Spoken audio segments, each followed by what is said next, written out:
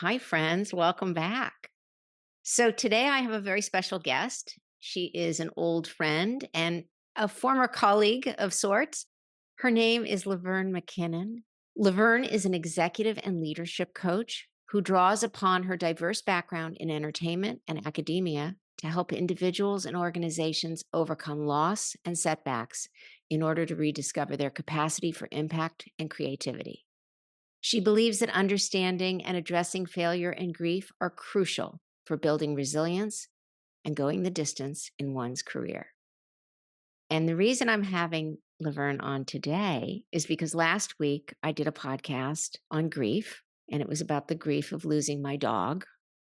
And this week I want to talk about another form of grief, which is grief in the workplace. And this is something that has been really prevalent, particularly in our former industries. Laverne and I knew each other as former executives in Hollywood.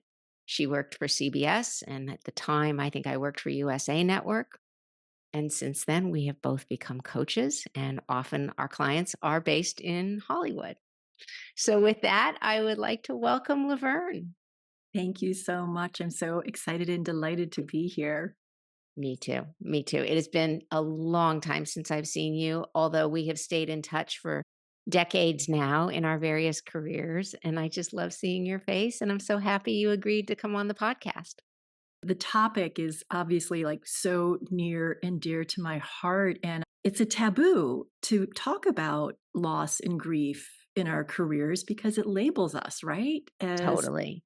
that not being viable or desirable. So, yeah, I'm excited to be able to like rip apart some of the shame of setbacks. I love that. I would love to start kind of at the beginning a little bit where you developed your brand, but also the term about grief in regards to job loss. Just tell the audience a little bit about your backstory and how you came to doing what you do now. And then we'll dive into the state of affairs currently. Well, I'm going to talk about this as if it's so easy for me, but it's only from repetition that it's become easier. In 2006, I was fired from a high profile job in the entertainment industry. I was head of drama development at CBS, and I'd been with the network for 10 years. And I had a pretty rapid rise there. I was promoted every 18 to 24 months. And then I was fired, and I did Mhm, not see it coming. It really pulled the rug out from underneath me. mhm, And even though after that, was able to get a handful of high profile gigs, I was still struggling so much with mm, feelings of depression, issues in terms of cognition, appetite loss, all sorts of things that were happening. And it wasn't until probably 10 years after I was fired and when I had become a coach and I was working with mhm, clients who were having career setbacks and really struggling to find like their motivation and their passion, they've lost their confidence, that mhm, I discovered that we were grieving. mhm, And mhm, that just opened up a whole new world. And as soon as that label of like naming what the experience was, it mhm. gave clarity to this is why I feel this way. And now I understand that I need to embrace a mourning process in order to be able to reclaim my confidence, my resiliency, my esteem. And just before anybody kind of jumps in, because grief is such a large pie and there's so many ways to slice it. As I said, last week I was talking about the grief of just losing my dog, who was my constant companion for 12 years. And when we grieve, it's easy to be like, well, you don't grieve over losing a job. You don't grieve over losing the answer is there's no judgment on grief. Like grief is what you feel about something. And what might seem like nothing to somebody is everything to somebody else. So, can you talk a little bit about that? Like when you were able to finally say, oh, I've been grieving? Well, first off, I'm so sorry for the loss of your dog. And it's truly, truly heartbreaking, your constant companion for 12 years. And I really appreciate what you said in terms of how there's a uniqueness to grief, that we all grieve different things for different reasons, because grief is the natural, normal response to any type of loss there's a belief system in our culture that grief is really relegated to death. Mhm. And it's not, because grief is a reaction to attachment. So we may be attached to a loved one. We could also Mhm. be attached to our jobs or aspects of our job Yeah. that really our jobs have become our identity. And that's oftentimes what's at the core in losses in the professional realm. Yeah. It strikes, Yeah. oh, wait, who am I? And then it also strikes at purpose, like, and why am I here? What am I doing?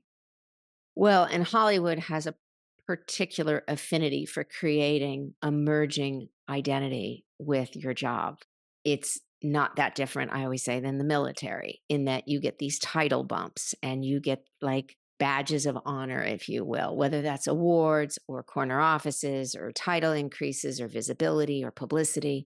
And so what happens is you kind of lose yourself oftentimes in the world of entertainment, because there is this reinforcement loop of you're only as important as your last promotion or your last hire or your last hit show or hit song, or fill in the blank.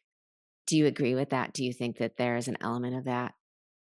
I think it's greater than an element. I think it's part of the culture. And to caboose off of what you're saying, and specific to the entertainment industry, but also other industries that really prize innovation, is entertainment is an industry that's built on creativity. The best Hmm. creative comes from taking risks, and Hmm. inherent in risk is failure and Hmm. loss. However, Hmm. as you stated, the entertainment industry is so built on the identity of, oh, I have hit after hit after hit after hit. Hmm. What happens is people become more and more frightened to take creative risk, because what if I fail and then I lose that identity as someone who is a hit maker? And then, ironically, for the entertainment industry, our content then becomes even more and more homogenized, because we only want to go after ideas that feel safe That's and so to true. Oh create my a God. prolific loop.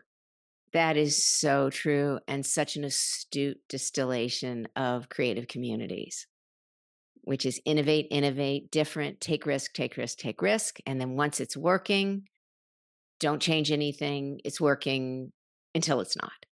Yeah, and so thus we have, reboots of of TV series from, 1958 or 1972, because we're just really searching for that. And then when people fail, which is, again, we're encouraging people to be innovative, to take risks, to be creative, but then when they fail, Yeah. we penalize them.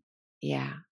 So I mean, we might lose some of the audience in having this conversation because it is so narrow, but let's just talk about, because we both came from entertainment and we both tend to serve that clientele. I can speak for myself for the most part because that's who knows us so well. Can you talk about, at least from your end of the coaching business, what has happened in entertainment in the last 6 years in terms of the massive wave of grief of job loss? I pinpoint this where we're currently at right now, where I saw a statistic a few weeks ago that the unemployment rate in the entertainment industry is somewhere between 20 to 25%, where the national average is about 3.5%. So there is a massive contraction within the industry. And I know other industries have experienced this as well. Yes. And it goes back to lockdown, where Hmm. production slowed and then stopped. And then business models at the same time were shifting and changing, because so many entities were coming into the streaming business and all vying Yes. for the same eyeballs. Massive consumer confusion of, wait, I've got a Netflix subscription, I've got my Amazon Prime, et cetera, et cetera. And people were very confused, and so the churn rate in terms of subscriptions is quite high. It's like the dirty little secret of the, streaming business, Yeah. as the churn rate. And then we started to come out of the lockdown, and then last year in 2023 we had a writer strike and an actor strike, and it halted everything. And there's so much loss of a way of life, a way of Mhm. how projects were sold, put into development, greenlit, and now that's all so fundamentally changed, Yeah. I and there's mean, so much loss of it. I was in television for 33 years, and The last 5 are unrecognizable to me, and I hear about it every day because 'cause I'm on the phone with writers and producers and actors.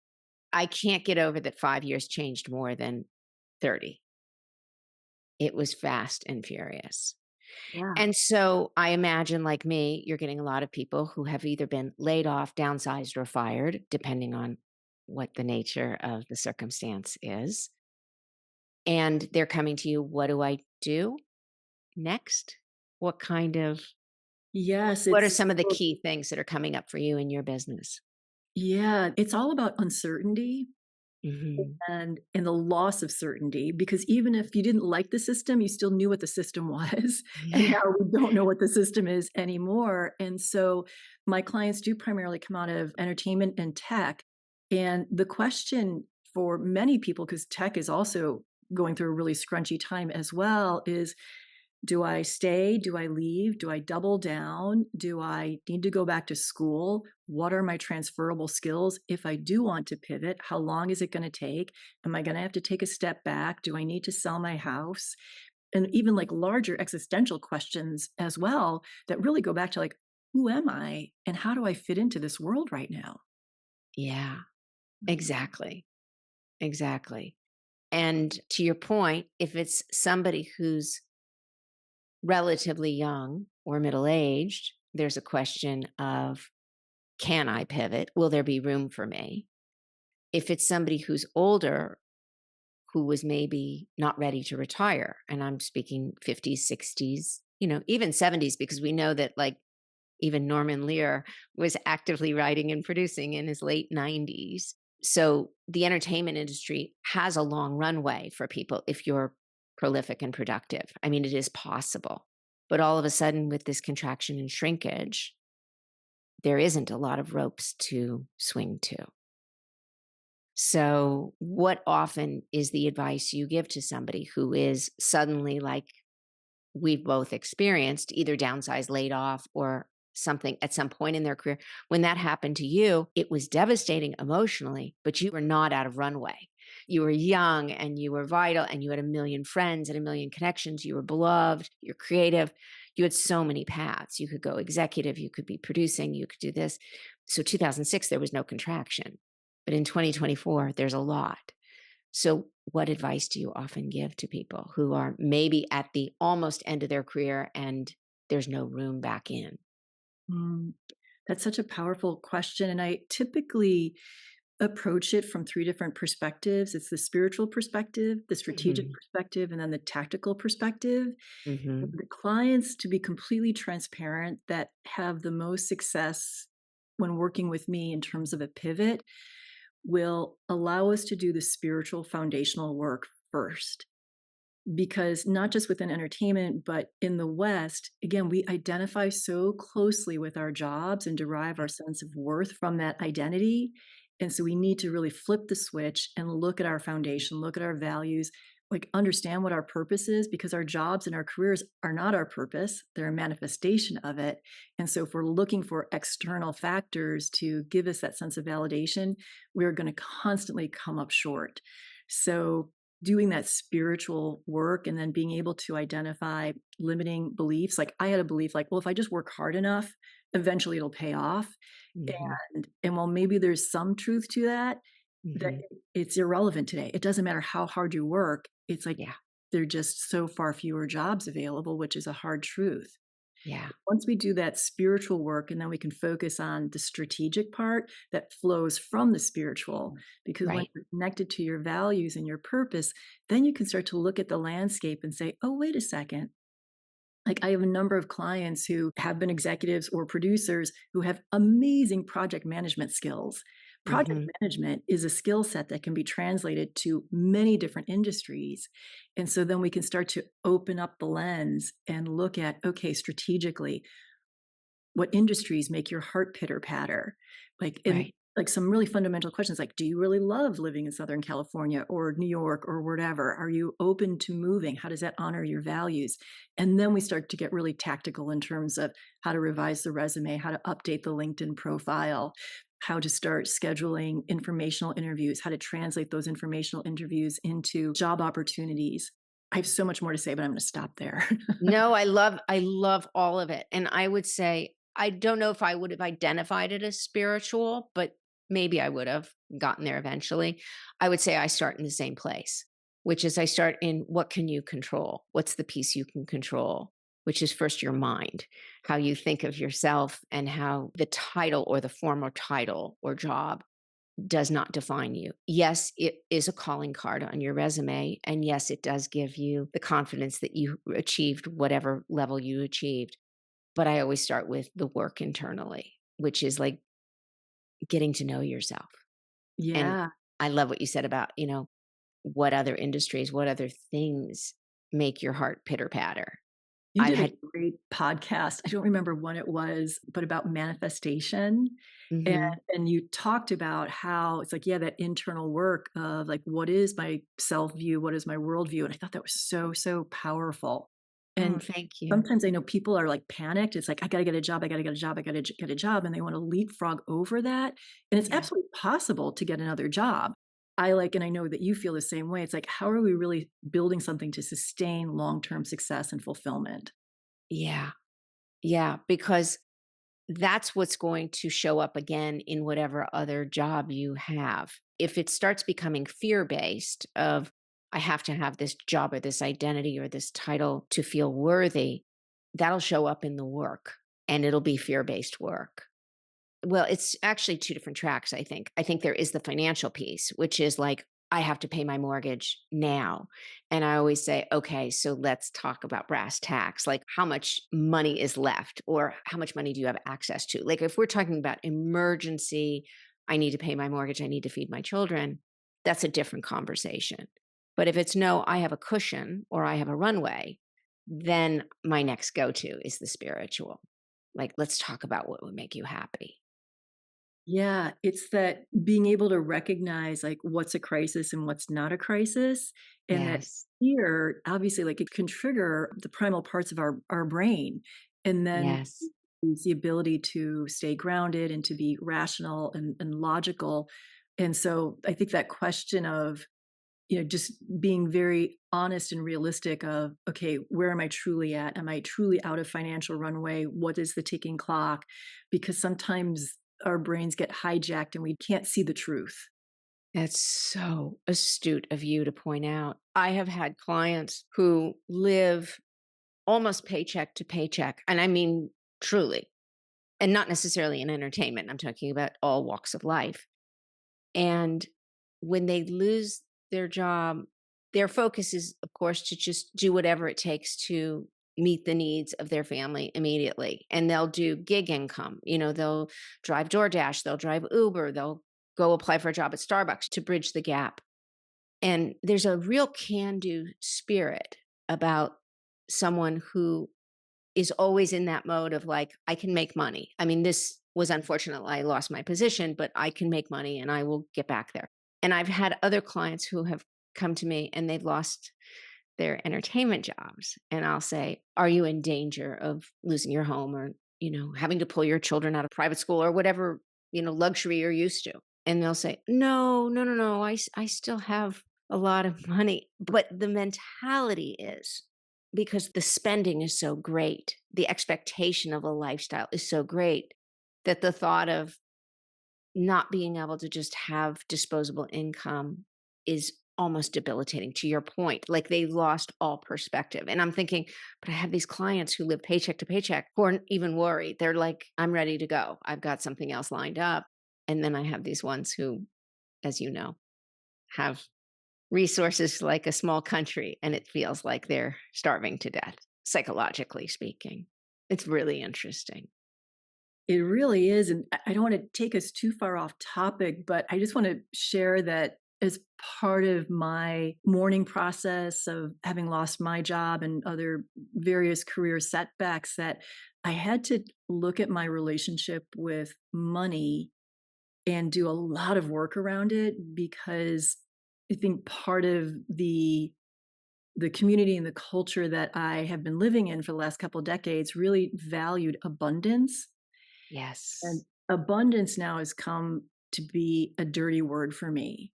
It Mhm. keeps me in a place of striving that it's never enough. I'm not Mhm. good enough because I can't get enough. And Mhm. there's an amazing book that you may be familiar with by Lynn Twist about Mm-mm. sufficiency. Oh, and so it's this concept of having enough and that we are sufficient and that when obstacles and challenges come our way, that we are sufficient, that we can deal with them. And it's called The Soul of Money is what it's Oh, called. I did read it. Absolutely. Oh, Absolutely. it's so amazing because I do feel like when we're talking about grief in the professional realm, it does come quite frequently with a loss of income. And Yes. again, in the West, it's like we so closely identify ourselves and our value with how much money we make. Yeah. Yeah. So going back to this issue of grief, and I don't want to spend too much time in what was 2006, but just in terms of acknowledging people who maybe have been downsized, lost their job, even quit, by the way. There's grief in quitting a job that's either toxic or not aligned with your values, but there's grief. And sometimes people who don't even want to work in that job anymore because their boss was difficult, or the volume was too high, or the culture was bad, or they were underpaid, or undervalued, or undermined, whatever their circumstance was, they don't, interestingly enough, lean into the relief and they lean more into the grief. And it's fascinating. So I'll work with clients who like, I hate my job, I hate my job, I hate my job, I hate my boss, I hate everything. They don't value me, they don't use me, they abuse me, blah, blah, blah. And then they get laid off. And then it's the wanting of what wasn't reciprocated. It's almost like having a toxic romantic relationship leave you. And instead of feeling relief that you're free to move on, you settle into the grief and almost canonizing what was, or the ego is so damaged that the focus is much more on the grief. Do you see that? I'm specifically thinking about one client right now who was really unhappy in their position. And this was about, I want to say like 18 months ago or so, Mhm. made the decision to leave and was not able to access that sense of relief. And what we really uncovered was that it was this attachment to the identity that the role and the title had. Mhm. So even though it was his choice to leave, he didn't recognize what that meant, again, in terms of his own identity. It over indexed. Yes. And then, of course, there's negativity bias that we as human beings are programmed for on a primal level to focus on the bad so that we can prepare for it and that allows us to feel safe. And so Yep. my client went right from quitting the job to then panicking about what's next and how Yes. can I replace that? Yes. I've had many of the same. And I guess we hold space for their grief, right? Yes. But I think that, and again, with grief, so often there's this shadow work of relief, right? Or the other way around. And I know that when I've watched people, actually even in human relationships, like when somebody's lost a parent and a parent was maybe very difficult, either drug addict, alcoholic, narcissist, bipolar, any of those things, or just had a very debilitating illness like Alzheimer's where they weren't even themselves. And the grown child, the adult child is struggling like crazy trying to manage their toxic parent. And they're like, they're so toxic. They are taking all my time. They are emotionally abusive. They have been my whole life. And then when they pass away, there's no sense of relief. There's just grief and guilt. Yeah, and this is so interesting because there's a loss in terms of that maybe one day the relationship could have been better, that maybe one Mm, day the child could get their needs met. And so mm, when that person dies, there's no more hope for mm, whatever it is that person was longing for or hoping for. mhm. And so I also think that relates as well in the professional realm too, which is that there's a door that's closed when your project is defunded or whatever thing you're working on, like, sees the light of day, and if it's not well received or if there's a job loss, is that a door is closed that allows for a hope to have continued to blossom, and Mhm. that's, like, such a significant loss. It goes into that category of existential. Yeah, so that's sort of what takes over the relief button is this idea that whatever the individual was hoping for, even if it was unconscious, it's now no longer available. There Yeah. is no reconciliation or approval or unconditional love or promotion or, you know, Yes, yeah, exactly. Yeah. interesting. Really interesting. Do you know Elizabeth Kubler-Ross's 5 stages of I'm sure you do, 5 stages of grief. Do you adhere to those 5 stages, or do you think that there's a lot of gray area in them? When she came up with the stages, she Mhm. never intended them to be linear. Okay, And I they love that word. Yeah, and they were no also observations that she had made from working with a particular group of people who were experiencing death. And Mhm. now people, because we so long for A to B to C equals I'm feeling better, Yeah. as humans, we just want that certainty and the clarity, but it isn't linear. Mm. And they bounce all over the place. And then there's also a whole other host of feelings that are not just about, the denial and the acceptance, et cetera, et cetera. And there's a wonderful book that was, I'm blanking on the author's name, but he actually worked with Elizabeth Kubler-Ross on those 5 stages, and he wrote David Kessler, and it's the 6th stage, which is meaning. Mm. And it's really powerful of, like, what is the meaning that we are attaching to the loss, and is Mhm. that meaning helpful or hurtful to us? So, like, when I was fired, I took that to mean I was a loser, and it took Mhm. me 12 years to determine, "Oh, I'm actually not a loser. I was someone who was fired." Mhm. Mhm. Yeah, so I don't adhere to them as linear stages, and they only, to me, represent a portion of the grief experience, Mhm. but that's not to say that she did something wrong, it's just that her work has been misinterpreted. Yeah. Oh, no, I love them, and I talk about them all the time, and I love that reminder that grief is not linear. I always say it's like an ocean. The tide comes and goes, and sometimes you think it's safe to just wade in the water, but there still could be a riptide, and you just have to be aware that it's still an ocean, right? So it's going to act and react differently, and you have to learn to surf. Yeah, and I'm so glad that you used the word learn. There's a book that came out, I think it was last year, Mary Frances O'Connor, called The Grieving Brain. Oh, And I don't know that one. it's amazing. And the central hypothesis behind it is that we need to teach our brains that a loss has occurred, Mhm. because part of how we survive is that we become attached, and then our brain maps to that attachment. And when that attachment, whether it's a person, place, or thing, goes away, our brain, because we've been patterned toward it, keeps looking for it. And so that's why memorial services, funerals, planting a tree, like rituals, help teach our brain that the thing that we're attached to no longer exists. We don't Interesting. have those types of rituals. It's like, "Ah, too bad. What else do you have for me, Jackie?" It's like, "Oh, what type of job are you going for next?" It's like there's no process to be able to say to our Uh-huh. brains, "That thing is gone." Right. And if you retire, presumably somebody gives you a retirement party or a going away party, although there can still be grief after retirement. But you're right. If you're fired, laid off, or quit, there's no party, there's no acknowledgement, there's no award, there's no nothing to remind you that this is over. So the brain is still looking for attachment. That's really interesting. Yeah, highly recommend the book. It's I'm definitely going to read it. I love those kind of books.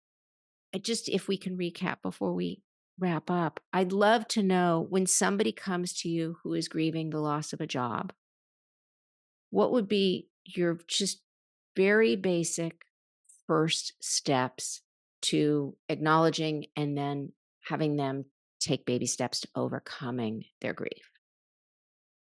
the first thing is really being able to identify the loss and talk Mhm. about it.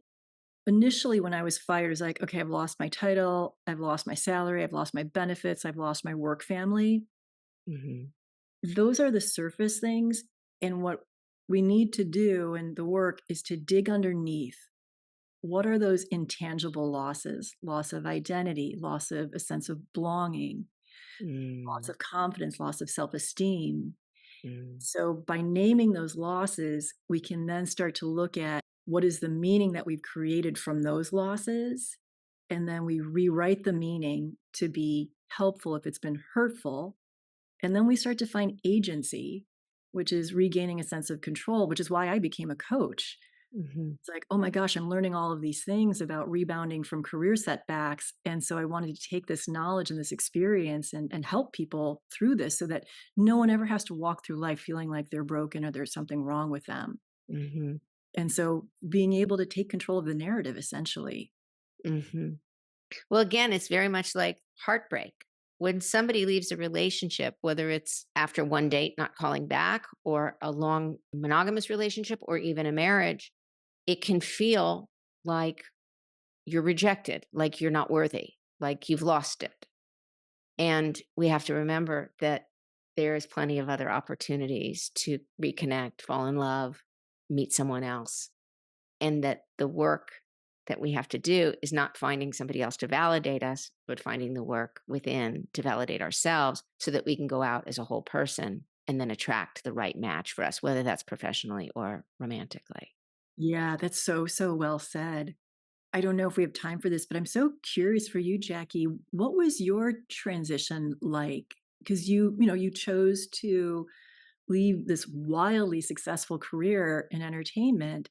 Did you have a sense of loss or grief? I did not, but I had a long runway to make that decision to pivot. So, like you, I was an executive and then I transitioned for the last year or two of my career into being a producer, which was not for me. I love developing projects, but I ultimately didn't like the selling part of being a producer. And you really need to be a pretty good salesman to be a producer. And so I've written about this in my book and elsewhere. I basically took a gap year of self-discovery where I was like, okay, I have 30 plus years in television and I'm curious and I'm young. What else could I do? And I realized for me, I never loved Hollywood. I loved the camaraderie of my colleagues. That was amazing. I love that sense of belonging. I loved shepherding hit shows. That was very validating. And I am very grateful for the income that I had. So those were kind of the three tent poles that kept me going. But the politics of Hollywood was very unappealing, and the bureaucracy of Hollywood was very unappealing. I don't need to tell you because you're in it.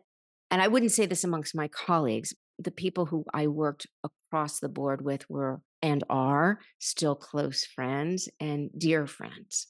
It was more, as you know, upper management had its prickly pears everywhere. It didn't matter, studio network, what have you. And I just didn't want to stay in that for the rest of my life. I felt that environment was not aligned with my values. I really loved helping people and I love people's stories. And so I thought, well, where can I merge those two? And I have a background in psychology, a degree in psychology. And then I started studying coaching. And I was like, okay, now I'm dealing with people's life stories and I'm helping them. And now that, you know, satisfaction is making someone or helping someone feel better about themselves.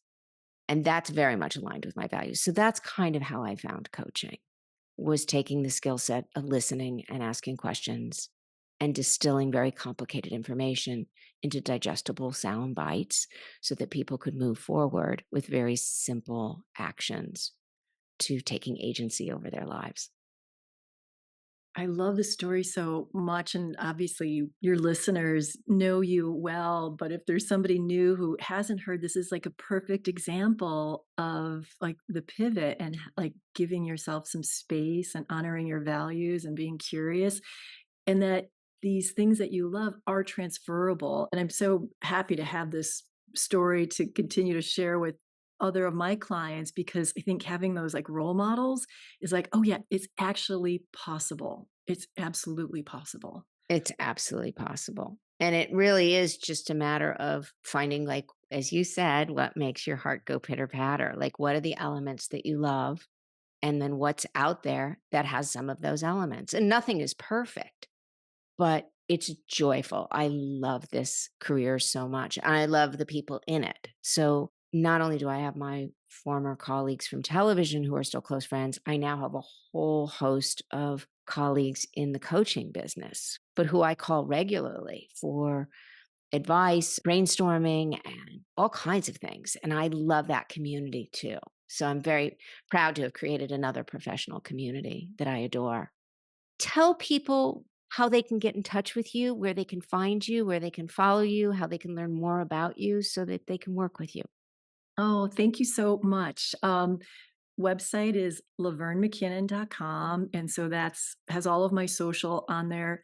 I do want to flag that I have a blog and a what I call a blogcast, my version of a podcast on Substack. Not everybody is on that platform, but I post weekly about topics, issues within careers, a lot of resources, tools, skills, and a lot of stories as well. So Substack, Laverne McKinnon, website Laverne McKinnon.